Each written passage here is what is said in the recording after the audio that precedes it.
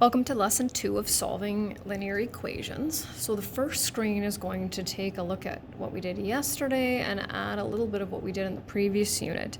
And then in the second screen, you'll see that one extra step, because I said that each lesson would add another step. And I'll also show you how I will be marking these as well. So we'll just kind of take a look. Now what we want to try to do is I guess the object is to try to solve with as few steps as possible. And sometimes we like to look for more complicated ways to do things, which is okay. And as long as it gets us to the right answer, then that's what we're looking for. However, I'm going to show you a little trick to try to save some time on that one. So when we have like terms, and we know that we can add, right, terms as long as they have the same variable and the same exponent, right? So we add x's with x's, and we're not going to deal with x squareds in this, so I'm going to say x's with x's and numbers with numbers. When we have like terms on the same side of the equal sign, we can add them together. It's going to save us some time. So 2x plus 3x equals 5x.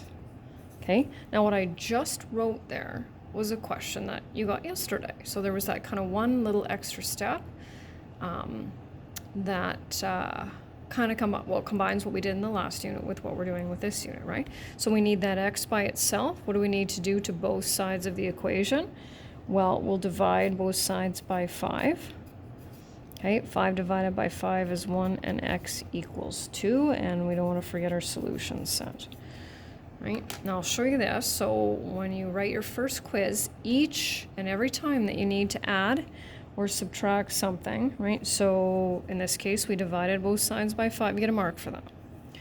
And then a mark for your final answer. So these one-step equations are worth 2 marks apiece. So very, very important to show your work.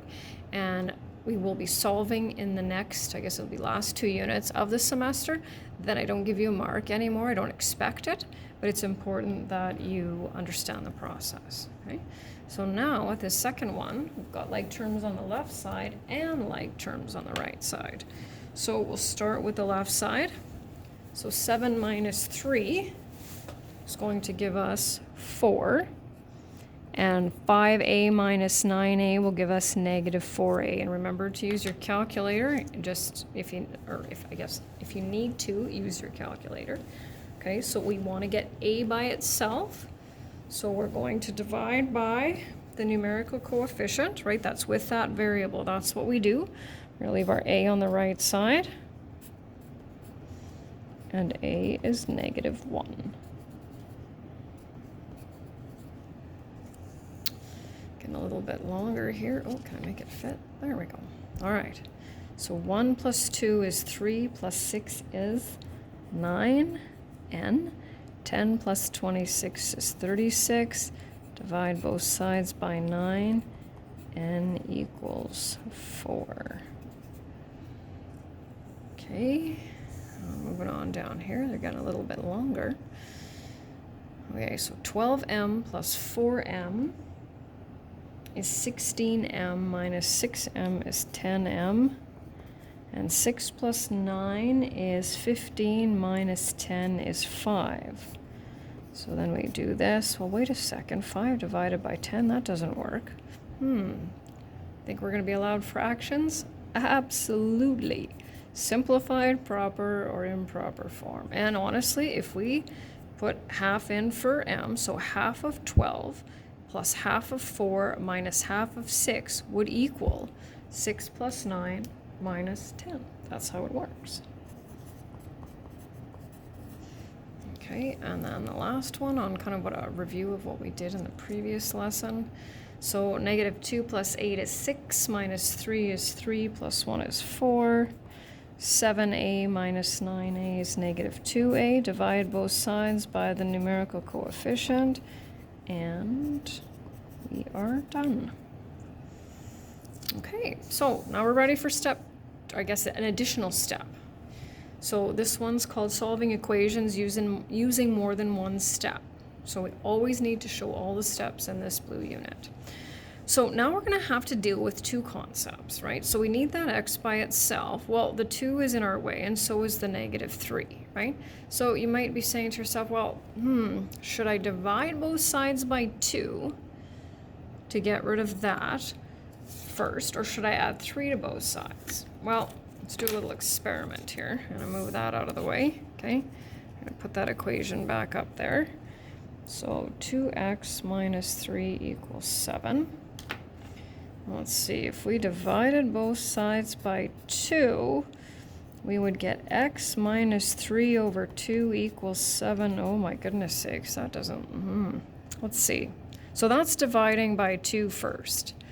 Dealing with fractions. Let's see if we do it the other way, if it's going to make it a little bit easier for us, right? So what's the other option that we have is to add 3 to both sides. Okay, well, let's add 3 to both sides. Okay, so 2x minus 3 plus 3 gives us 2x. What's 7 plus 3? 10. Divide both sides by 2, and x equals 5. We see any fractions in that question? No, we didn't. And I'm going to bring this other one back here, right? And I'm going to show you. It's like, do we know how to add fractions? We absolutely do. So we can add 3 over 2 to both sides. Oh, look what I'm doing here, right? And when we add fractions, we already have the same common denominator. 7 plus 3 equals 10. Oh, look at that. We got the same answer. Well, which method was easier? I think it's pretty obvious, right? So we always want to do the adding or subtracting first before we do the dividing. Next one. What happens when we subtract a negative? Well, we know that that means adding, don't we? So we don't have to rewrite the equation or anything, but we need to make sure that when we do the opposite, right? What's the opposite of adding 1? Subtracting 1.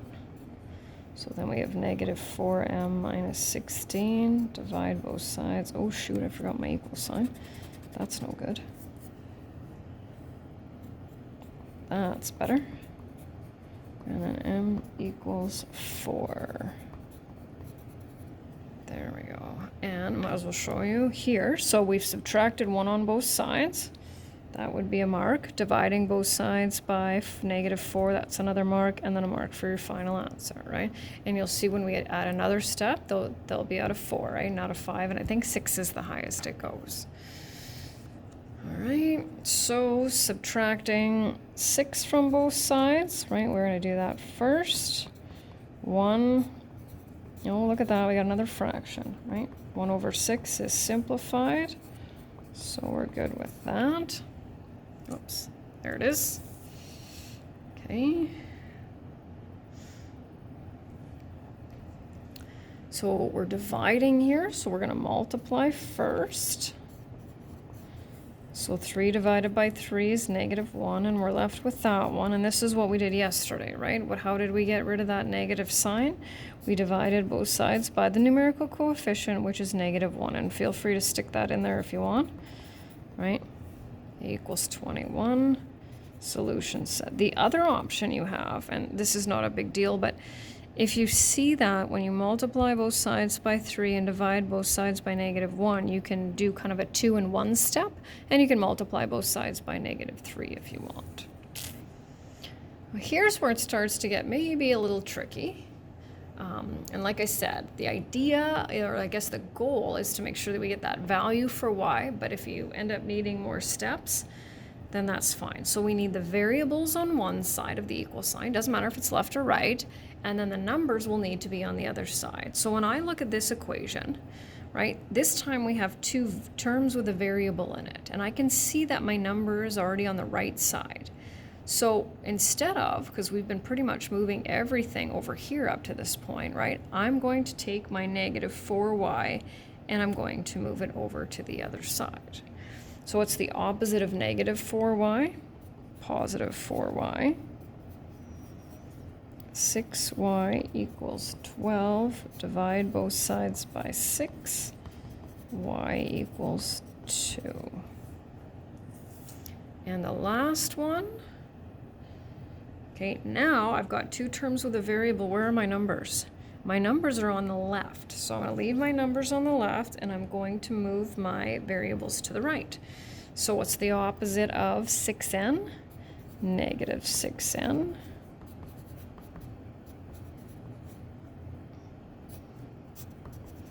And what do we know about a negative divided by a negative? We know that's a positive, right? And then we put our solution set.